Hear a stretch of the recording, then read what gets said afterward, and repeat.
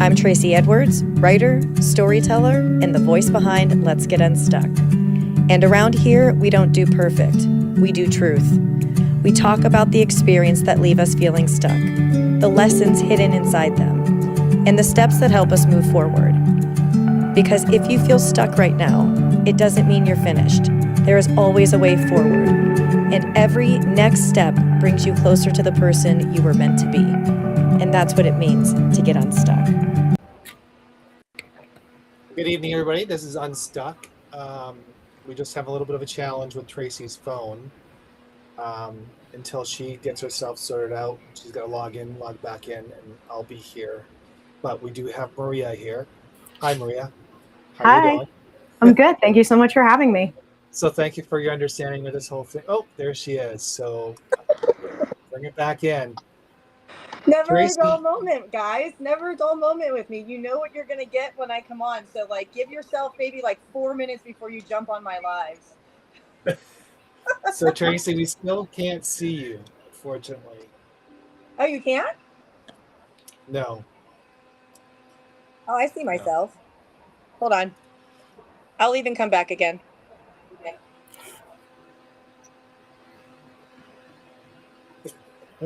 So, hi, Maria. Hi, how are you? I'm doing well. She did warn us. She did warn us, and she still can't get her camera going. I don't know what's going on with her camera. Is it still not? You're not seeing me? No, something's happening. Do you want to?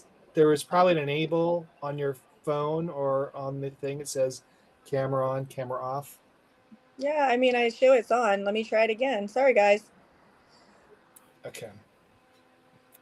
Anyways, welcome to Unstuck. I'm not Tracy Edwards.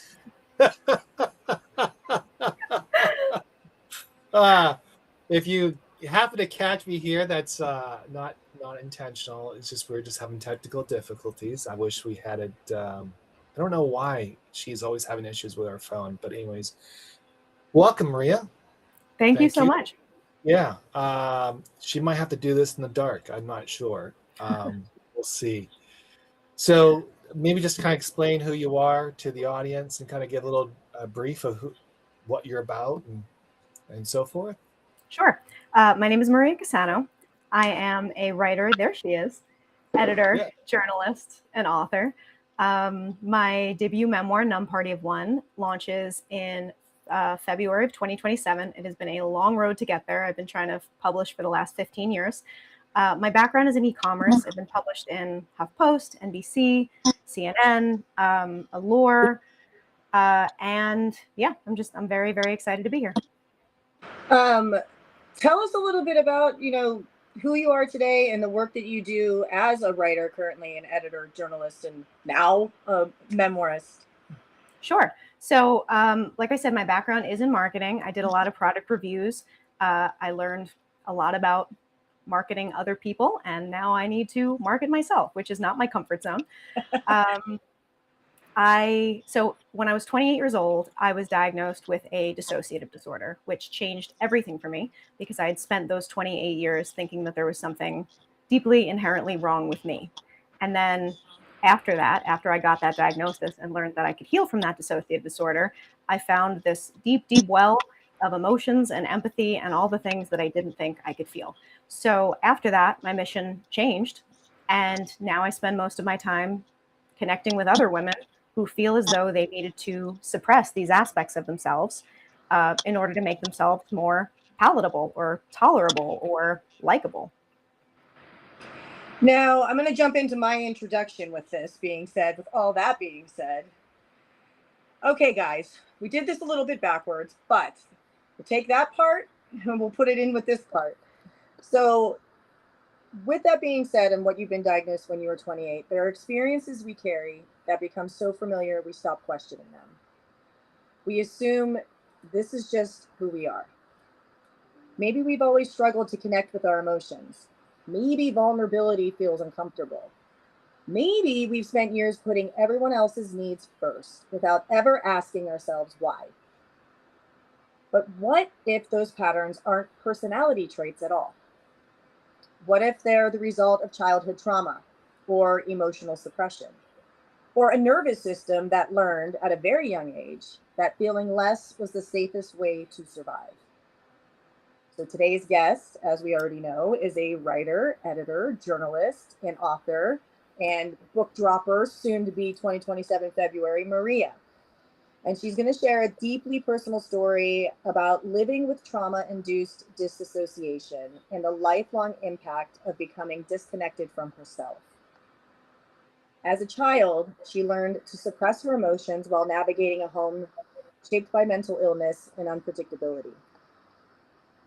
And what began as a survival strategy eventually became her reality, leaving her emotionally numb and unable to fully experience connection, love, or even herself. So, after being diagnosed with depersonalization derealization disorder, say that 5 times. I tried, it's hard. Maria began the difficult work of healing through EMDR therapy. And that's a treatment that helped her reconnect with the emotions she had spent years pushing away.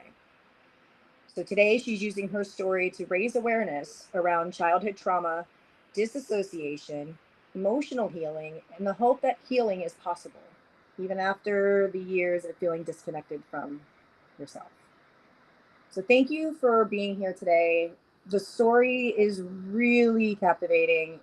You go through a lot, and there's going to be a lot that will pull through once you read your story. And thank you for jumping in and sharing your information, introducing yourself ahead of time. I apologize for the technical difficulties. We knew it was going to happen. But with that being said, if you are ready to read your story, Maria, please take the floor and let us know. Actually, why did you choose this story?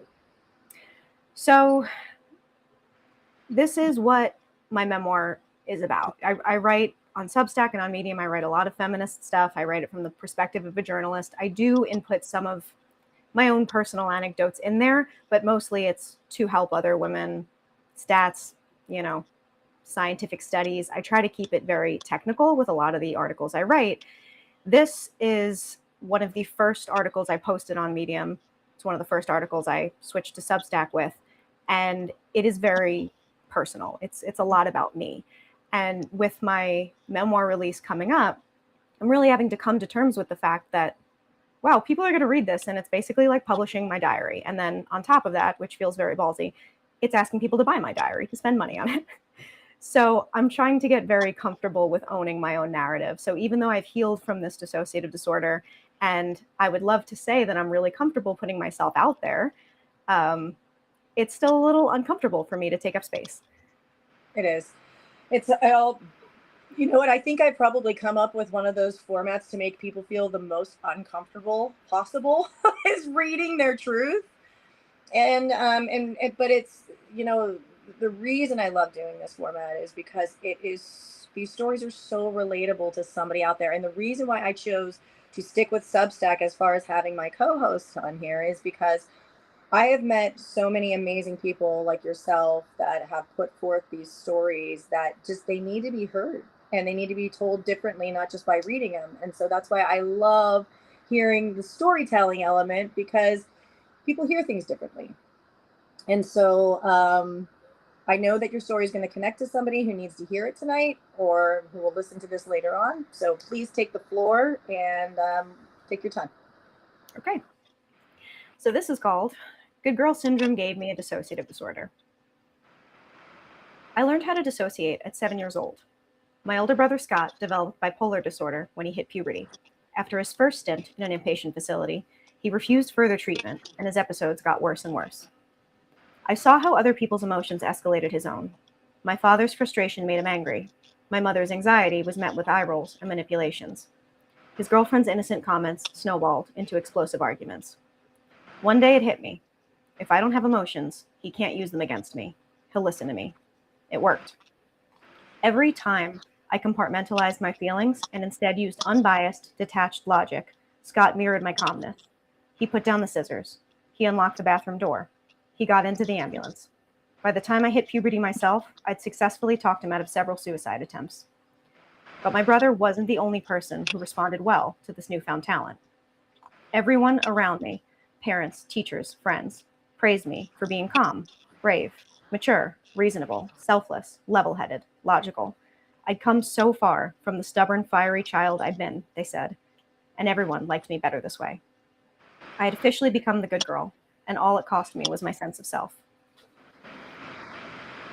At 28, I was diagnosed with depersonalization derealization disorder. It's a dissociative condition characterized by feelings of severe detachment from one's body and reality. In other words, I felt virtually nothing. My emotions and bodily sensations were gone. The world around me looked dull and dreamlike. I no longer felt human.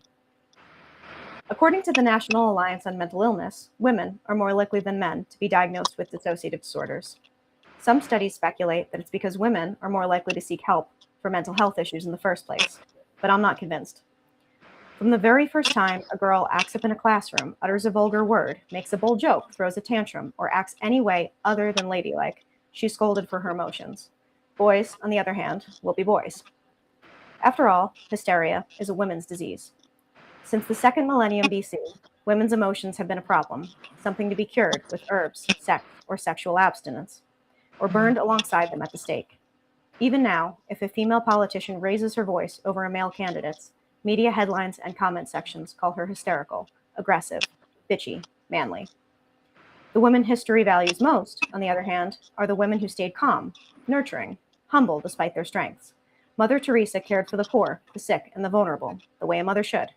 Rosa Parks didn't stand in rage, but sat in silence. Frida Kahlo disguised her pain in paint, and Emily Dickinson died without fame, her brilliance found on the pages shoved in a desk drawer. That's what a calm, nurturing, humble woman can do. Imagine the things women could change with indignation, passion, conviction, audacity, defiance. I no longer identify as the good girl. Shortly after my diagnosis, I started an intensive psychotherapy treatment called EMDR, which stands for eye movement desensitization and reprocessing. It uses bilateral stimulation to help the brain process traumatic events. I didn't expect it to work. After all, nothing else had, but EMDR cracked me wide open. Every Wednesday at 4 p.m., I focused on my worst memories and watched a glowing square bounce back from left to right. My messiest emotions tumbled out of me, finally demanding to be felt. I sobbed or shook or dry heaved into a wastebasket next to my desk. And then, when it was all over, the dissociation dissipated. I returned to who I am. After 3 years, I'm back in my body. I have boundaries and opinions and big emotions, and I do everything within my power to honor the stubborn, fiery child inside of me. She's not everyone's cup of tea. My social circle has shrunk considerably. Not everyone likes me better this way, and that's okay. The people I keep around are the people who have seen my deepest, messiest emotions and know that I'm infinitely more powerful because of them. I love it. Like, and the thing is your story made me wonder about like how many people are walking around believing they're simply like, this is just who I am. And like when in reality, it's like, no, you're living inside of a version of yourself that just wanted to survive. And so I don't think that that's something most people ever really kind of stop to question. And what was it like to discover that your numbness wasn't your personality? Like it was your nervous system protecting you? There were different reactions. I mean, when I first got the diagnosis, I still couldn't feel much of anything. So I think I should have felt relief. I didn't. It was nice to know that there was a diagnosable reason for the way I was. But it wasn't until I really started EMDR therapy that I had some emotions around that. You know, on one hand, I felt deeply grateful that my dissociation had kept me alive for as long as it did, because dissociation is a survival mechanism. Yes. But on the other hand, I wondered about all the things I had missed out on. I felt a lot of guilt for the people that I had hurt because I didn't really have the capacity to feel a lot of empathy. I knew right from wrong because I had felt empathy as a child and I was taught right from wrong. But it was almost like I had these things that I had to do to survive. Sure. Now, one of the things that struck me most is how young you were when you realized suppressing your emotions helped create stability around you. And children shouldn't have to become emotional caretakers, yet some do. And I feel a little attached to this or connected to this because, as my audience will know, I grew up with a very sick mom with MS my whole life. And so even though my dad was there and took care of my mom, I still felt like there was a level of me having to take care of my dad and take care of my mom. And you mature and you grow up a lot quicker than you ever expected to. And it's not right because, like you said, there's so much that you've missed out on because of that. So when you look back now, how do you think carrying that responsibility at such a young age shaped the person you believed you had to become? I was the fixer for a lot of people. I was the person who answered the phone at all hours of the night. I attracted people who needed to be fixed or whose expectation of me was that I would fix them or be that person for them. And that's something that I still have to work on. I still have to work on drawing boundaries. I still have to work on letting people help me when I need it. Looking back, I remember feeling like an adult from a really young age because the adults around treated me like one. And then I remember going into school and having to raise my hand to ask to use the bathroom. And I remember thinking, I'm talking my brother through suicide at home on the weekends. Like, I'm not going to ask to empty my bladder. It gave me this complex where I felt like an adult from a really young age, which again, on one hand, made me very capable. It made me a very capable adult. But on the other hand, it's very emotionally stunting to feel like the people who you're supposed to rely on for your safety are relying on you. And unfortunately, it's also very common. It's very common among girls, and it's very common among the oldest girl, because girls are conditioned from a very young age to cater to everyone around them, to nurture everyone around them, to look around and say, who's the unhappiest person in this room? I can only be as happy as they are until I fix their problems. Whereas I don't think that expectation is placed on boys quite as often. Mm-hmm. So it's common. I mean, I thought that my story, when I first started pitching my memoir, my agent said, I think we really need to lead with not like you're a freak angle, but that this is something that doesn't happen too often. And, people are you're going to be a spectacle. People are going to want to read about this because it's so out there. But then when I got on the internet and I started writing about this, I realized, okay, these women may not have full blown dissociative disorders the way that I did, but I don't know a single woman who doesn't dissociate to make other people comfortable, who Oh my doesn't God. self-abandon. That is so true. I mean, I do that sometimes when I'm like in it to avoid an argument, a situation where I will just be like, I'll completely like shut down or like just turn the conversation a different way just to avoid going down the path of like that hard conversation because I don't want to have it. So in some essence, that's disassociating it, but it's in a roundabout way. But it's very true. And it's very true about like how we want to fix everybody. And I grew up like that. And I don't know, it's probably because I watched my dad take care of my mom my whole life, even though it was my dad taking care of my mom and not my mom taking care of my dad. But, the poor choices that I made and the people that I decided to either include in a romantic relationship or a friendship had a level of toxicity that I would just somehow want to latch onto because I thought I could make it right. So you're right. Does not surprise me that the majority of women out there have some level of disassociation disorder without having the diagnosis, that is. Yeah. Yeah. And we hear all the time about fight or flight, but fawn is also a survival mechanism. And I think that's a form of dissociation where you're just kind of catering to the people around you to keep yourself safe. And we tend to shame the fawn response as a society. We tend to say like, oh, why'd she go along with it?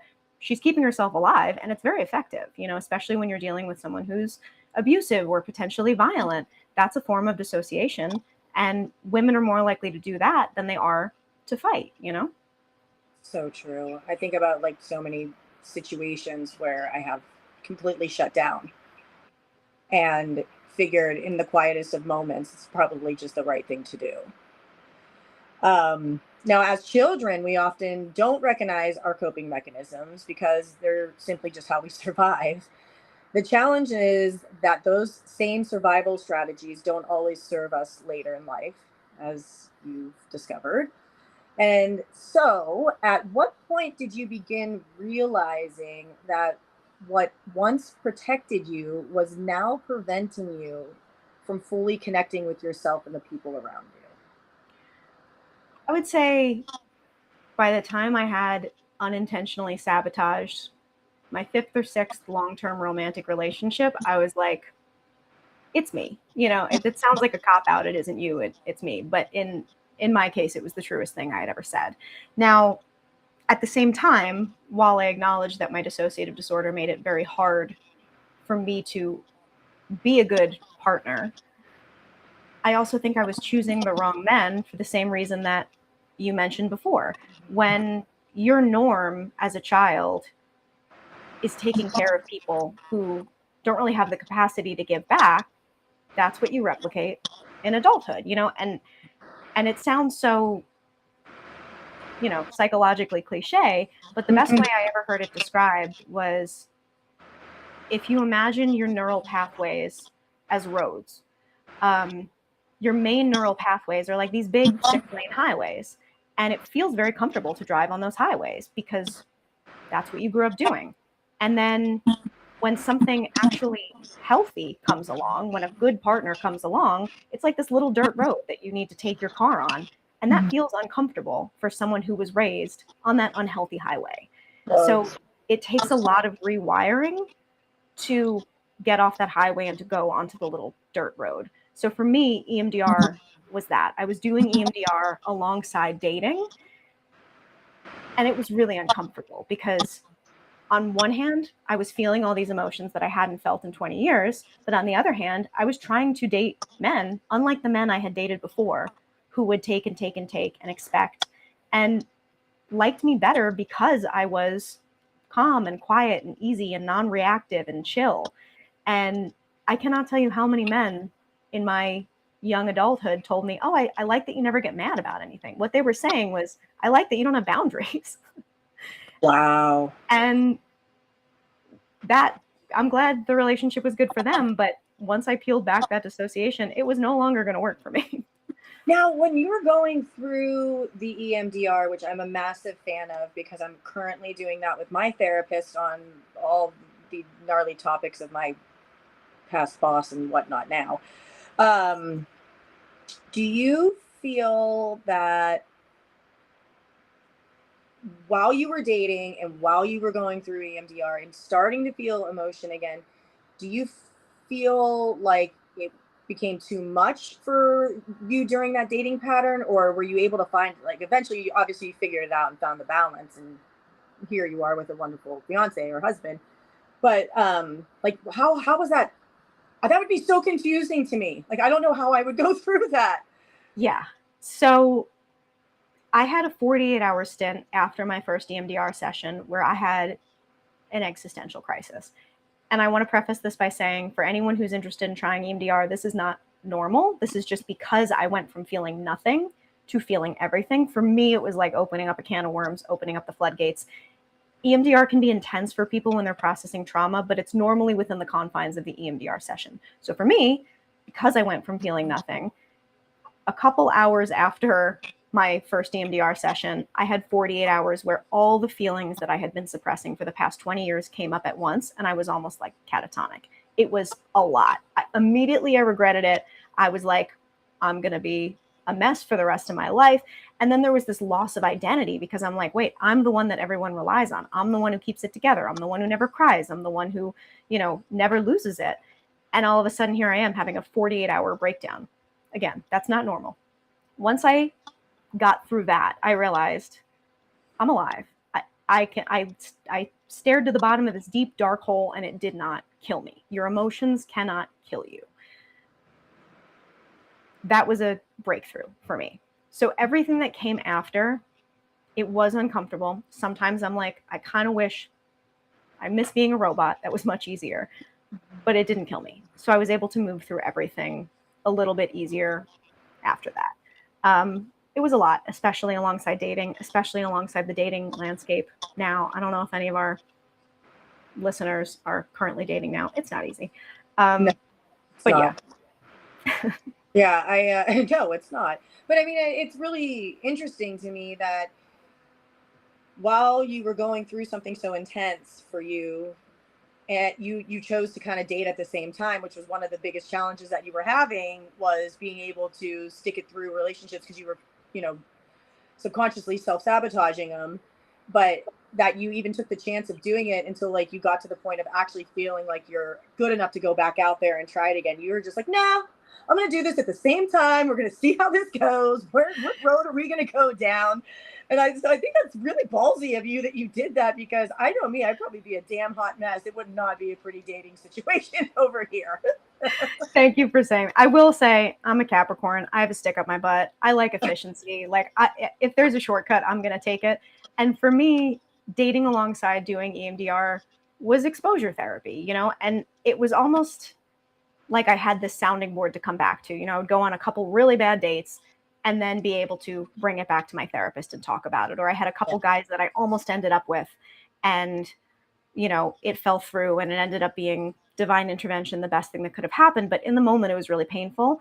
And it was so helpful to have EMDR alongside of that, to be able to every week just going back and processing what I had learned about myself. So in that way, doing the two alongside of each other was kind of like a speed run. You know, it was just, let's get this done as fast as we can. Yeah. And now, like, I mean, I know everybody's different, but, you know, how long were you, did you say you were in an EMDR for a year, or how long did it take? 3 years. So it takes some time to work through. Yeah. I will say we were not doing EMDR the entire time. Okay. What I really liked about my therapist is that it was talk therapy when I needed that. It was EMDR when I needed to process something much heavier. And, you know, it was sprinkled throughout. So, you know, I've had other therapists comment on my articles and say, like, you know, you must be really messed up if you were in EMDR for 3 years, or, you know, it was not a perpetual thing. And different therapists do EMDR differently. But yeah, it wasn't EMDR the entire time.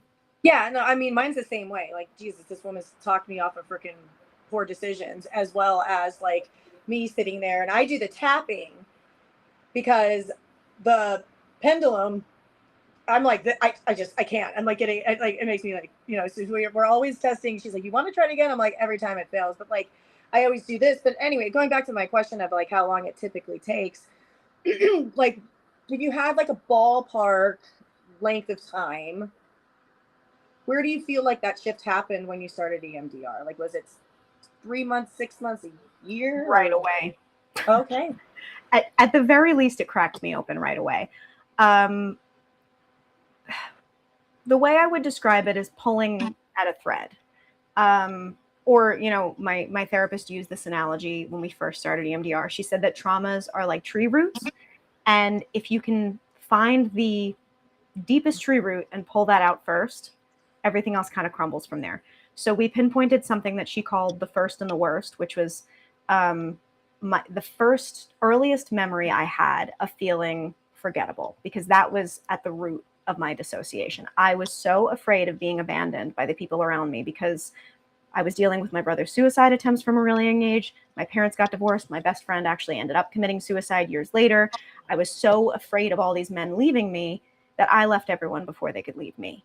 So, and then I covered it up with numbness, so I didn't have to feel any of it. So abandonment was at the root of my EMDR.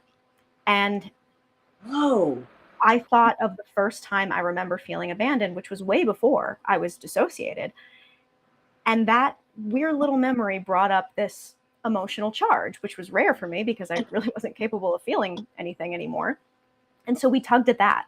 And after we tugged at that, then this thing would come up, and then this thing would come up. And then, you know, so we really didn't deal with these major issues in my life until much later, but it was this thread that we were pulling at. And as we tugged at it, it kind of just collapsed. It's a very interesting experience for someone who was so cognitive based. You know, I lived in my logical brain because that's all I had. I didn't have my body. I didn't have my emotions. I just had my thoughts.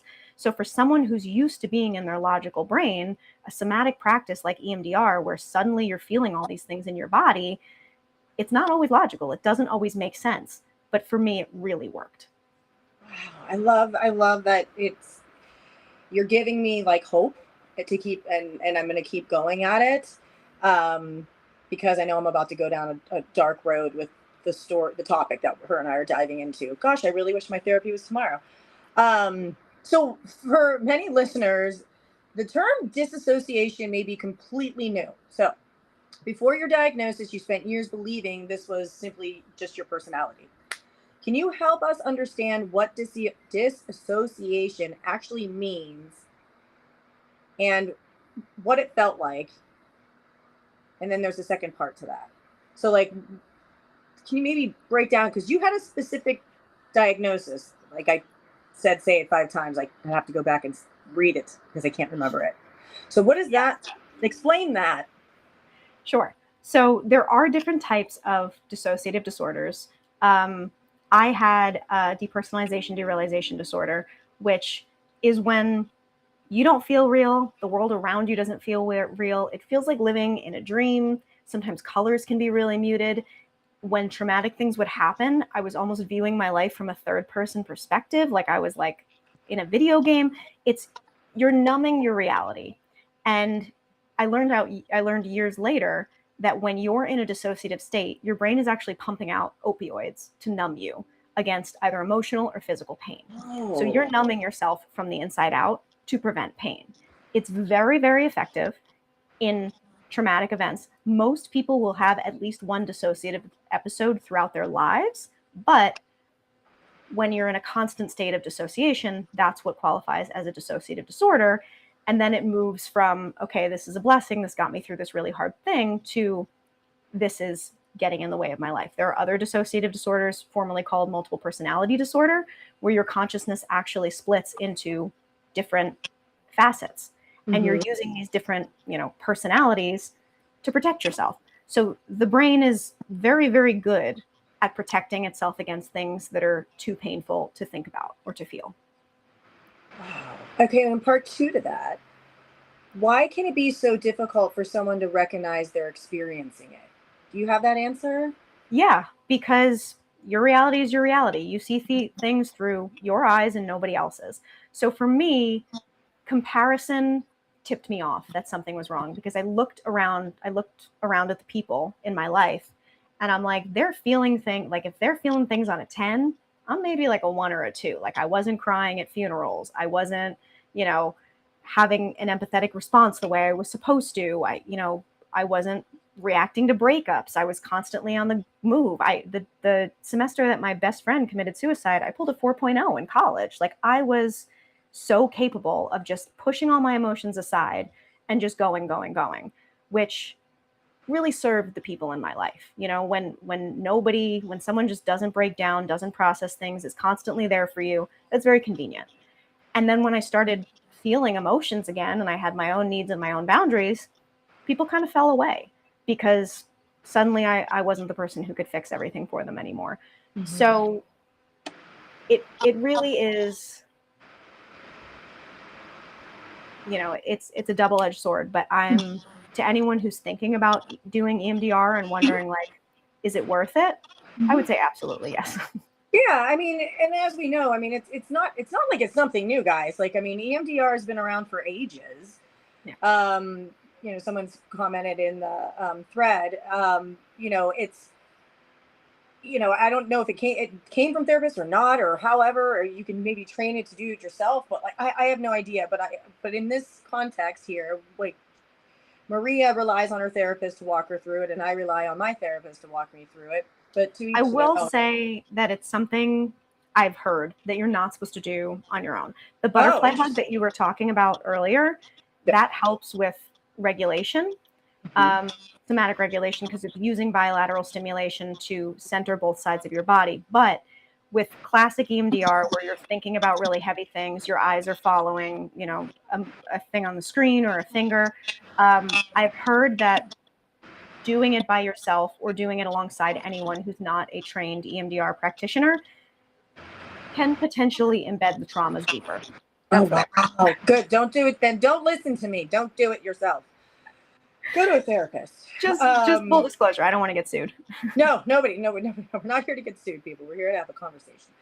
So going on this, my next question is, one of the most hopeful parts of your story is discovering the EMDR, which we just went through. And you're describing it as something that cracked you wide open. So for someone who's curious or maybe even skeptical, what was the healing process like? If you can dive into it a bit deeper. I had tried everything. The first time I saw a talk therapist, I was a child. I had a counselor in college who completely missed any signs of dissociation. Typically, when you go to talk therapy and you have a dissociative disorder, if the therapist is not trained in trauma and doesn't know what to look out for, they'll tell you, you're super logical. You have a great head on your shoulders. You're so calm. Seems like you've processed your trauma. You're good. Like a lot of my therapy sessions turned into like book clubs because they're like, oh, read this book. And I would read it and come back and report. Like it was not helpful to me at all because I existed in that logical part of my brain. I had also tried hypnotherapy prior to EMDR, which opened me a tiny bit. It wasn't as effective, nearly as effective as EMDR. I had been doing yoga and meditation for years. I went to a shaman who like tried to extract my inner D. I tried everything to feel like a human again, and EMDR is the only thing that helped. I have been through so many therapists that when I found this one specifically for EMDR, I said, I'm not looking for somebody to tell me I'm okay or to just listen to me and go, I understand, or just give me homework. Like I need somebody who's like really, really going to help me dive deep into the dark places that I don't want to go to consciously want to go to. But like, and it took me a minute to find this, my Dr. Rhonda, I love her. And she, it's been like, I started with my dad as one of my beginning points. And I was able to clear that a lot quicker than I had expected to happen. But I also said, I didn't have a lot of problems I never had problems with my family growing up. I thought I had a great family. But it's realizing in those moments that even when you do have those great families, that there's still something that you went through that was traumatic that caused you to be the person you are today. So let's dive into it, right? Yeah. Kindred, Katie Kindred, if I said that correctly, she says, do you know how frequently you have to experience derealization to qualify for the disorder clinically? I don't. There is a questionnaire that my therapist gave me before she gave me a diagnosis. I think you can find it online. Probably if you just Google dissociation questionnaire, where it asks you to rank different things, like how often do you experience being outside of your body? How often do you like lose track of time to the point where you don't remember entire hours or days? Or so you can take something like that. That does not qualify as a concrete diagnosis. But I would say if it's getting in the way of your life, it would be worth pursuing a diagnosis and potentially treatment. Sure. And can you see those questions on your end? In the chat over here? Yeah. The private one? Yes. Yeah. Do you see the one from Robert? Yes. Could you elaborate on the archetypal psychology regarding good girl at this or that? Do you move from the good girl in life to good girl patient? I would definitely say that it's important to me that I am my therapist's favorite patient. But I have gotten much more comfortable with not being liked. I mean, it's still a physiological reaction to me. I write a lot of very feminist, very political articles at this point in my life. I'll get death threats. It's not comfortable. I don't like the way it feels in my body, but I genuinely think that if I had been getting those kinds of reactions from people without doing this work first, it would have felt like it was going to kill me. I'm okay. For me, it's so much more important to be able to speak my truth and to be my most vulnerable, honest self than it is to make sure that I'm that good girl, especially because of everything I know statistically now, everything I know scientifically now, women being put into this little box where we're expected to be good for everyone else's sake. It's making us sick. It's making us submissive. It's hurting us, and now that I know all of that logically and emotionally, I don't think I'll ever go back there. Right. And Kate just wanted to follow up with saying thank you, because it's certainly not 100% of the time, but definitely something to bring up with her EMDR therapist. So thank you. I'm so happy that everyone here is an EMDR. You have no idea. For years, I was talking about it, and everyone's like, EMDR what? So I'm so glad that there's more visibility around it and people are pursuing it. You know, I honestly didn't hear, I never even heard that acronym until like 2-3 years ago. For more real conversations like this, couldn't find the right therapist for it. And also it doesn't like, and I have great insurance, like I have awesome insurance. And I was kind of surprised that a lot of therapists who do EMDR are all private practice. I luckily went through this. You know what, guys? I'll find the link. Well, if you're in California, actually, no, it's everywhere. I find the link that I can try to share it in my post tomorrow. But where you punch in like your location, you punch in what you're looking for, you punch in your insurance, and then it gives you the list of like what is actually available to you. And that's how I found mine. So there are ones out there that will take insurances. So if you've been struggling to find it, don't give up, because it's just a matter of using more resources to find what you're looking for. Sarah, my girl, this is one of my faves. She sticks it out with me on all my podcasts and nonsense. Did you ever go through a process where when you saw a therapist, everything shut off and you felt normal or fine, and then after you felt bad again? She says, I hope it makes sense. If not, so I think I'm the wrong person to ask, because I always felt normal or fine, and that was the problem. You know, when I was processing my best friend's suicide, I didn't really feel much of anything. When I was, you know, going through a breakup, I didn't really feel much of anything. I would say it's normal. You know, all my friends are in therapy. I think that's normal. Yeah. They'll say that, you know, oh, I'll be doing great with my therapist. I'll be feeling great in life. And then I'll think like, oh, maybe I can like, you know, taper off of therapy a little bit. And then they're like, and then the shit hits the fan. And, you know, and then I'm like, no, I need therapy. So I think that's just life, that it's just, it ebbs and flows, and things come in waves. So.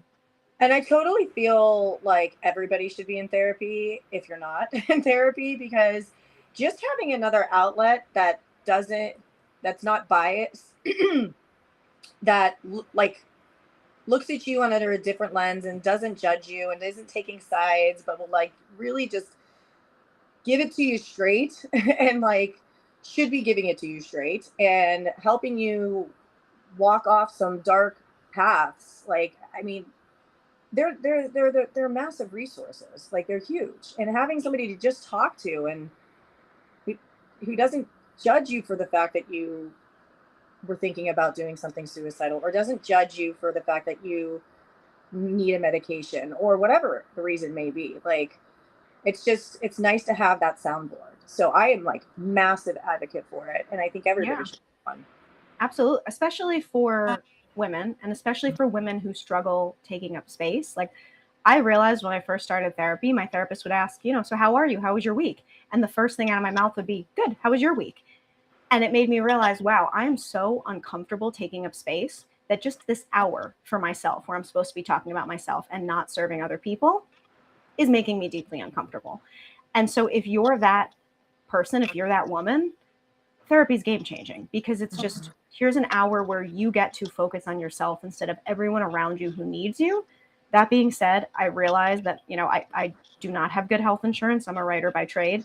I was privileged enough where I could pay out of pocket. You know, my therapist took insurance for a little bit while I had it. And then I was privileged enough to be able to pay out of pocket. And it was helping me so much that it was worth it. But I realized that therapy is a privilege. I realized that healthcare in this country sucks. I realized that it's not available to everyone. So if you can't get to therapy, if you can't get to EMDR, you can do the butterfly hug, the bilateral stimulation. You can journal. Journaling is extremely effective when you're writing about some, you know, the messed up stuff that's ever happened to you. It's been scientifically proven to help you clear some of that trauma. There are things you can do. Even walking in nature is a form of bilateral stimulation, because you're placing one foot in front of the other rhythmically, and it's helping your brain process trauma. So there are things you can be doing to make time for yourself and to help you move through it until you can hopefully get yourself to someone who's qualified to help. I think that's awesome. And you know what? For those of you who are out there who think therapy is not for you, I think you need to take another look in the mirror, because I have a few of those in my life that I love very dearly, but that feel that every time they go to therapy, they don't know what else to talk about. And when that happens, I don't think you're necessarily digging very deep into a core problem. And and I think that there's, no matter what, always going to be something to talk about. So I feel like that's why I said, like, everybody needs to have a therapist of some sort or some outlet, like you're suggesting. Katie's back. She says, unsure how to be concise about this, but I'm starting the process of learning boundaries. Amen, sister. Can you talk about times where you tried enforcing boundaries and maybe you were out of line? Such a good question. I keep telling my husband that boundaries are a skill I'm practicing and I might not be good at it yet. Sure. So this is one that rubs people the wrong way. I write about this in my memoir, and it's kind of my turning point. So I feel like I have a tattoo across my forehead that says suicide whisperer. I have had so many friends, so many boyfriends who have committed suicide. My brother has been trying since I was a very young age. And there were also a lot of people in my life who threatened suicide that I don't know if they were ever necessarily going to follow through, but they used it as a manipulation tactic. And so answering my phone at 4 a.m. or whenever anybody called me or needed me was such an integral part of what I thought was my role. And the moment that I turned off my phone and let myself sleep through the night every night soundly and just thought, I cannot be this for everybody anymore. I don't have the capacity, and other people need to take responsibility for their own actions, was a wake-up call for me. And that's a very polarizing thing to say because, suicide is a very loaded topic for a lot of people. But I think boundaries mean protecting your own peace. And as far as, taking boundaries too far, Tracy, what you were saying earlier about the people who probably need therapy that don't realize they need therapy. My yoga instructor, Jackie, talks about this all the time. She talks about this analogy where in our childhood, we go through these rose bushes, right? And we pick up all these thorns on our skin.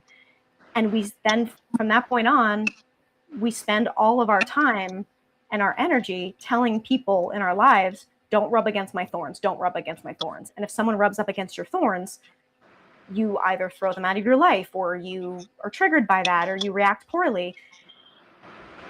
And we need to take a look at our thorns and take them out one by one. So I would say, if your boundaries are about protecting your peace, you need to draw them. And the people in your life either need to accept that or need to get out of your life. If your boundaries are about protecting your trauma, it might be time to look at your trauma and see if you can take those thorns out. Because I was not the best person before I took my thorns out. A lot of what I thought were boundaries were actually just self-preservation, not in terms of actually protecting me, but in making sure that nobody rubbed against my thorns. Does that make sense? Yeah, it absolutely makes sense. That is such a really rad way to explain that. Go yoga teacher. Jackie's great. She's in the membership too. Of course she is. She's important. Very important part of this process. But that's an amazing analogy, like an amazing way of looking at it. Like, either you're going to brush up and you're going to push to keep from, or you're going to pull out. Like, I don't know. It's kind of a mind-blowing kind of way of thinking about it. Yeah, Jackie's fantastic. Yeah, we go, Jackie. Robert says, James Hillman wrote, we have had 100 years of therapy and things have gotten worse. My clients have been primarily women. Existential, phenomenological psych. Did I say that right? Did I say that right? It is 95% success rate. EMDR is 78%. Well, that's interesting. I don't know what that means. I don't know what that, do you? I would say, in terms of we've had 100 years of therapy and things have gotten worse, it's because our society is a little bit effed up. Just a little bit. Now people are talking about it. Like when Freud first started having women as patients, and they started talking about the sexual abuse that they were enduring, sometimes from family members, his instinct was to kind of bury that. So I think things seem on the surface that people are psychologically worse off than they were, but I think it's because they're pulling back the band-aid and looking at this giant wound, and the wound needs to heal. So people are finally talking about their trauma. Women especially are fine, Yeah. with the Me Too movement, women are finally speaking out. And that might seem as though it's making society sicker, but I don't think we can heal these things until we talk about them. Your story also raises a much larger conversation about the expectations placed on women. As we keep talking through this, as we're talking, that keeps coming up. So you write about how girls are often encouraged to be accommodating, agreeable, emotionally restrained. How do you think those messages shape the relationship many women have with their emotions long before they've ever reached adulthood? I don't know if a lot of women even know how to honor their own emotions before they honor other people's emotions. I think we're just so conditioned to put other people first. There's this incredible book called Burnout by the Nagoski sisters, and it talks about something called human giver syndrome, where women are conditioned to give freely of themselves while really taking little or nothing in return.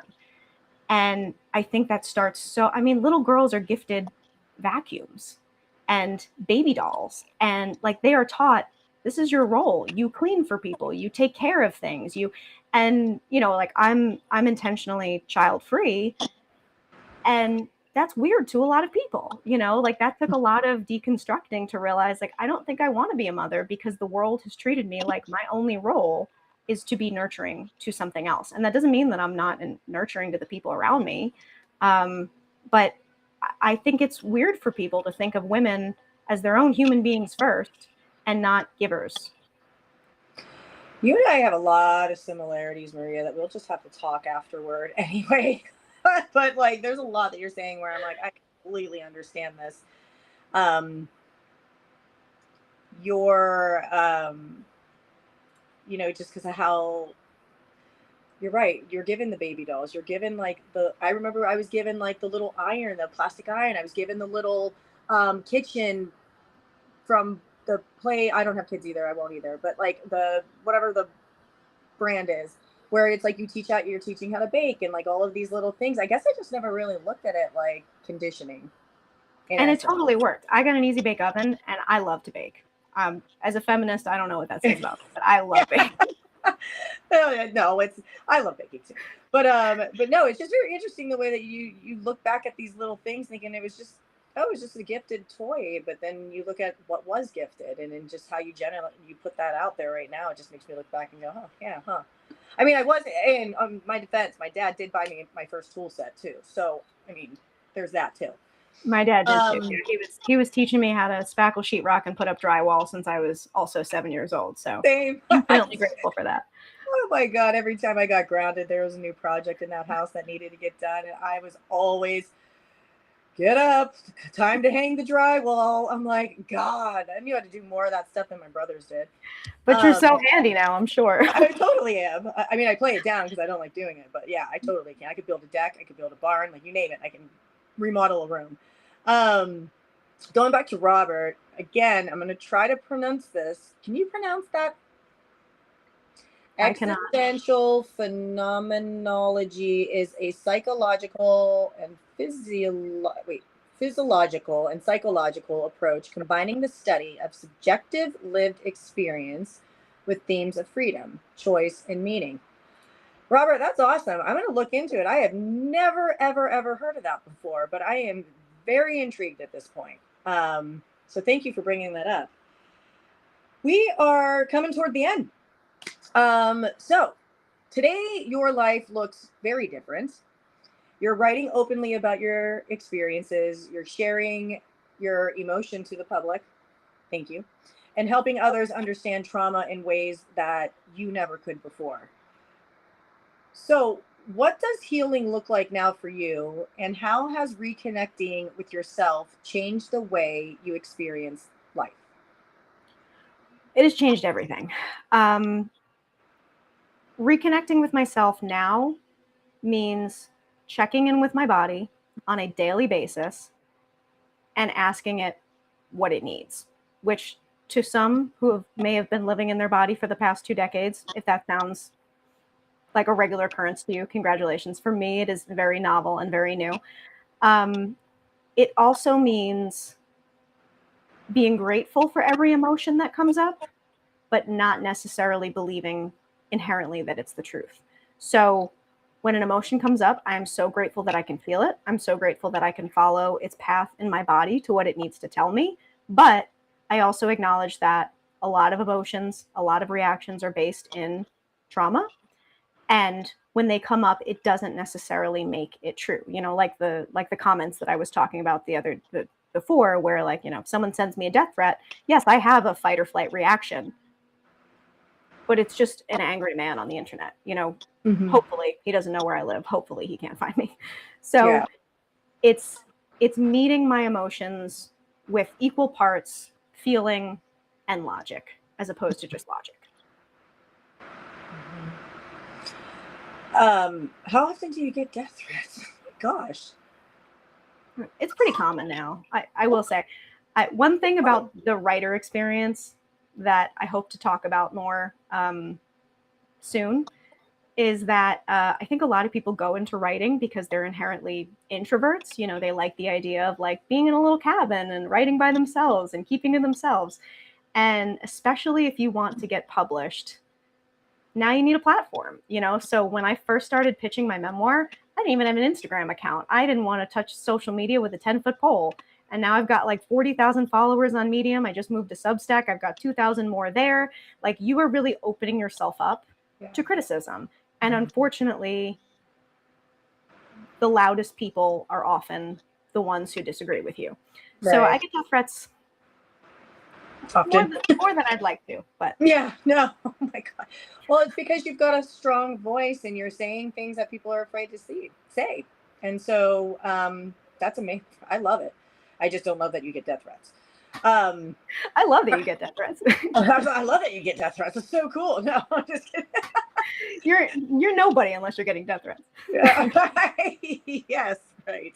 Oh my God. Okay, final question for you. One of the things I appreciated most about your story is that it reminded us our survival strategies are not who we are. It's not our identity. For someone listening today who feels emotionally disconnected, numb, or wonders if they're carrying something they don't yet understand, what would you want them to know? That it's okay to be both grateful for your survival mechanisms and also want more for yourself. And these emotions that you've buried deep down, they cannot kill you. And they're there all the time. So I hear from a lot of people like, oh, EMDR sounds interesting and I know I have stuff to work on, but I'm afraid that, like, once I open that can of worms, there's no shoving them back. And to that I say, those worms are there. They're crawling all over you all the time. You just don't realize it because maybe it's stifled, maybe it's under the surface, but they're affecting you. They're affecting your relationships. They're affecting your reactions to things. If you're stifling pain, you're probably stifling your ability to feel joy and to feel love and to feel gratitude. So whether you if you decide to rip off that Band-Aid and face it, then that's it. You can heal it. If you don't, that's also totally fine. You're keeping yourself alive. You're doing what you need to do, but just know that trauma is affecting you one way or another. Yeah.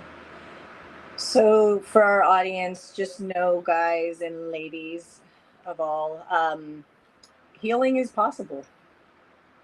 You just have to want that to happen. And you've got to take the steps to making that happen. And the longer you hold on to the toxicity of the trauma, the worse off that you're going to be. So do the walk in the nature, put your feet in the sand, put your feet in dirt, grab the dirt, do whatever it is to make you feel somewhat better. See a therapist if you can. Walk down the EMDR path if you can. I think tonight was super, super helpful, Maria. Thank you so much. But before we cap this, let's touch base about your book. Tell us what's going on. When is it coming out? Where can we buy it? Can you drop it in the link in the thread here in case somebody doesn't see when I post it tomorrow? Sure. I don't think I have access to the chat right now, but I can drop it in the private chat, and then maybe she's got access to that.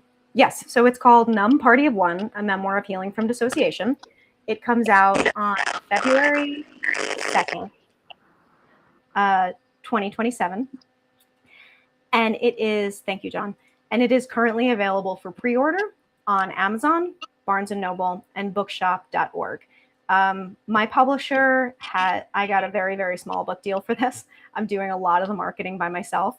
My publisher has set a goal for me to reach 1,000 pre-orders by February 2nd, 2027. I know that pre-orders are a hard sell because who wants to pay for something that they're not getting for a couple months, but it is hugely, hugely, hugely helpful. It'll determine whether or not there's enough interest for me to record an audiobook. It'll determine how many bookstores this book is in. And yeah, I would really just love to help people through my story. So if anyone is interested, a pre-order would be so helpful. It's called Numb Party of One, A Memoir of Healing from Dissociation. Wonderful. And how much is the pre-order? Pre-order is $21.99, but on Amazon, there's something called a savings pre-order price guarantee, which means that if the price of the book goes down at any point between now and when the book launches, let's say it goes down to $10 or $11, you're locked in at that lower price, even if you order right now at $21.99. So. $21.99, folks. Help her out. Let's get Maria on the shelves and let's get the audio out. All right, guys. As always, thank you for joining. Let's Get Unstuck Live. Send me, DM me, whatever, your stories. I'm always looking for great topics. Let's Get Unstuck.blog is my website. It's free to subscribe. You'll live on there like Maria's about to live on there, as well as her story and podcast. But thanks, guys. Have a great night.